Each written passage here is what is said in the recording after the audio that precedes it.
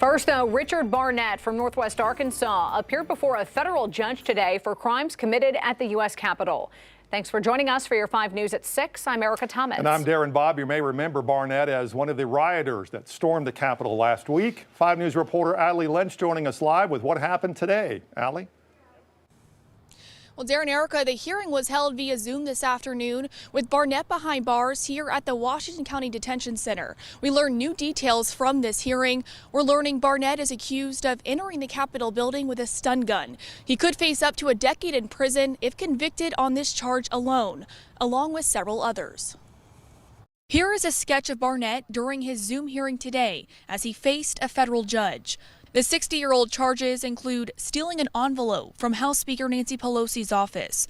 Those charges also include knowingly entering or remaining in any restricted building or grounds without lawful authority with a lethal weapon, violent entry and disorderly conduct on Capitol grounds, and theft of public money. The U.S. Attorney's Office also held a press conference today to give an update on their investigation into uncovering more of the rioters' identities. Barnett was mentioned by name.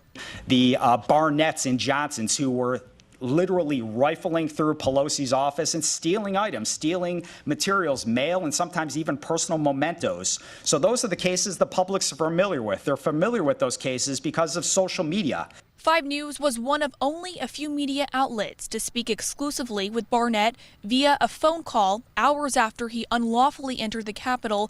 At that time, he had not been arrested. Barnett showed no remorse for his actions in the interview, and when asked about the possibility of facing federal charges for illegally entering the Speaker's office, his response: Am I scared? Hell no. But yeah, there's a possibility.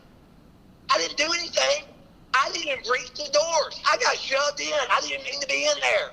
The acting U.S. Attorney Michael Sherwin says the range of criminal conduct is unmatched to any scenario their office has seen before. We're looking at everything from simple trespass to theft of mail to theft of digital devices inside the Capitol to assault on local officers, federal officers, both outside and inside the Capitol.